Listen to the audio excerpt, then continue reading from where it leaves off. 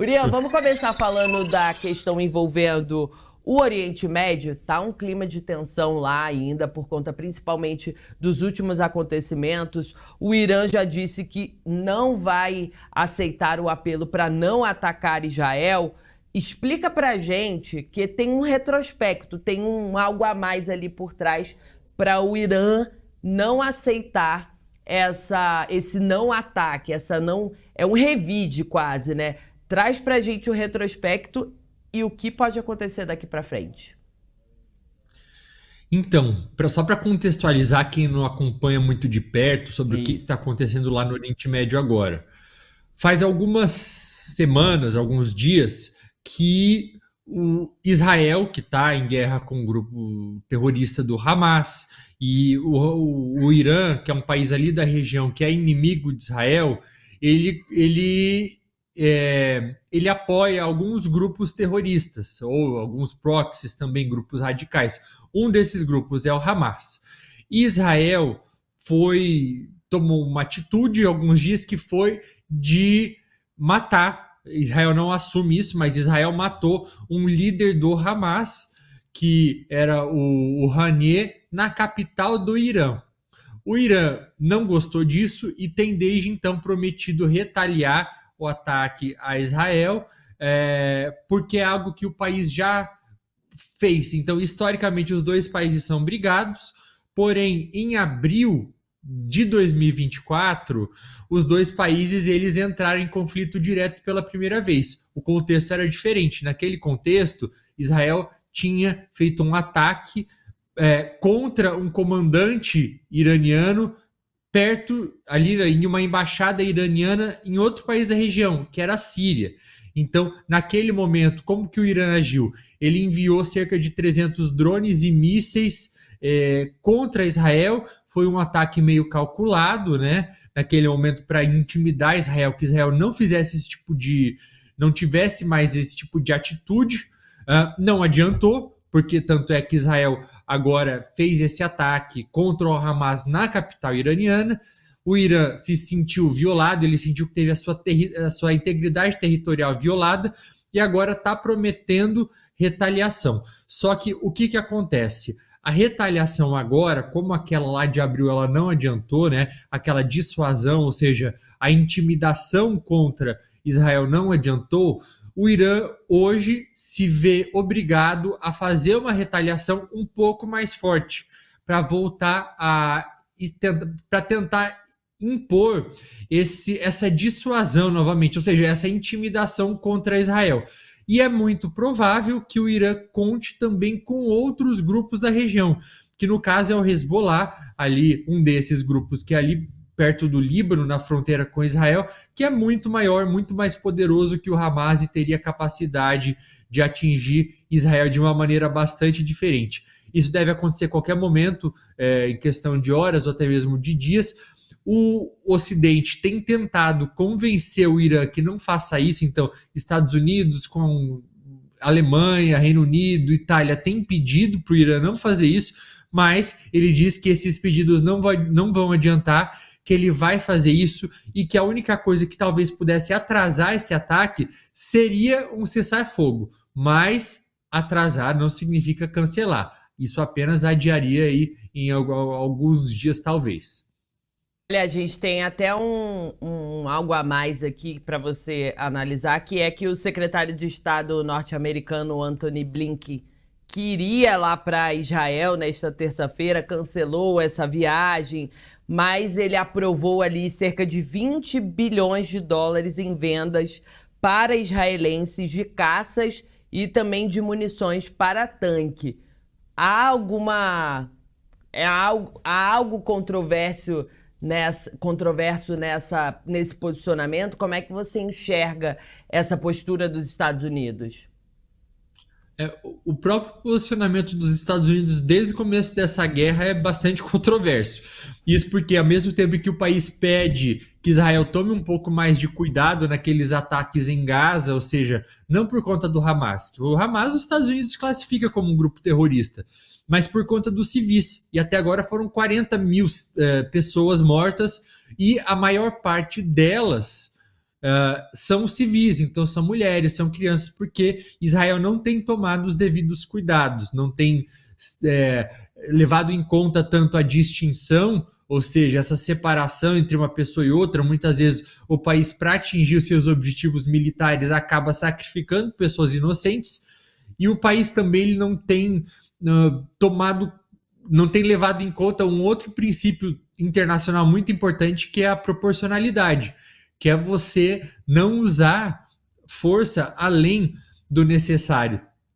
E essa semana agora iria para essa região do Oriente Médio o Antony Blinken. Amanhã estão previstas as negociações de cessar-fogo. É algo que eu não acredito que vá para frente, assim, pode até haver discussões, são discussões que estão contando com a colaboração de outros países da região. Então eu coloco aí Egito, Catar. Israel disse que vai mandar o representante, mas o Hamas não vai, Yasmin. Então isso dificulta um pouco qualquer possibilidade de negociação, porque vai ter só um dos lados presentes. E não é que Israel está mostrando boa vontade e o Hamas não. Se a gente for olhar para o conjunto da obra, não existe boa vontade nem do lado de Israel em negociar um cessar-fogo. Isso porque o Benjamin Netanyahu, que é o primeiro-ministro de Israel desde o começo dessa guerra, cada vez que um cessar-fogo estava próximo, ele tem inventado algum tipo de demanda nova justamente para dificultar isso, e o Hamas também não. O Hamas, que é esse grupo extremista, esse grupo terrorista, ele agora que teve o seu líder assassinado, o Haniyeh, ele passou a ter um outro líder. Acredito que a gente até tenha falado sobre isso em algum momento, que é o Sinwar, que é uma pessoa muito mais radical que o líder anterior. Então, ele fala aí que não vai enviar nenhum representante para essa discussão de cessar-fogo, porque o cessar-fogo que ele defende é aquele que já foi aprovado no Conselho de Segurança da ONU há alguns meses em uma proposta dos Estados Unidos, mas é um pouco falácia na minha visão. Não existe boa vontade de nenhum dos lados, mas aí essas conversas vão existir mesmo assim na quinta-feira. Saindo da tensão do Oriente Médio e vindo para a tensão aqui dos nossos vizinhos venezuelanos, porque ali a tensão segue firme, nada está resolvido. Nicolás Maduro diz que ganhou as eleições, está ali atuando como presidente. A oposição diz que não, que tem a maioria ali dos votos comprovadas pelas atas que ainda não foram divulgadas. E agora vem a ONU, né? Falando de falta de transparência nessas eleições da Venezuela e indo além, dizendo que há sim uma certa responsabilidade ou uma certa segurança, esse é o nome, das atas que foram divulgadas pela oposição. Ou seja, a gente falou isso na semana passada, você e o Naue já tinham dito. Ainda não tem nada resolvido e não há uma luz no fim do túnel, porque Nicolás Maduro está lá se colocando ainda à frente do país, né? Isso mesmo. E a repressão só aumenta, são mais de 2.000 presos até agora. Se o Maduro já era autoritário antes dessas eleições, e o próprio processo eleitoral mostra isso, então ele prendeu opositores, ele intimidou, ele não permitiu com que outras pessoas disputassem, uma delas a Maria Corina Machado, que era a principal candidata da oposição, que acabou apoiando o Edmundo Gonzalez, que foi quem venceu, de acordo com as atas da oposição.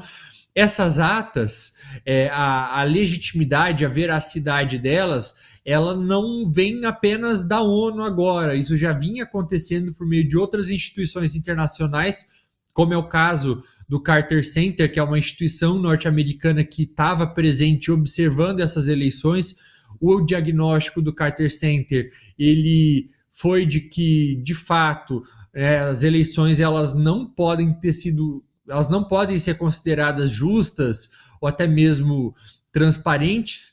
E foi o caso também da Associated Press, que é uma agência ali de notícias internacional, que também teve acesso a essas atas da oposição, fez uma checagem independente e chegou a essa mesma conclusão, de que aquelas atas divulgadas pela oposição são atas que são verdadeiras. Então agora chega a ONU em cima disso tudo falando a mesma coisa.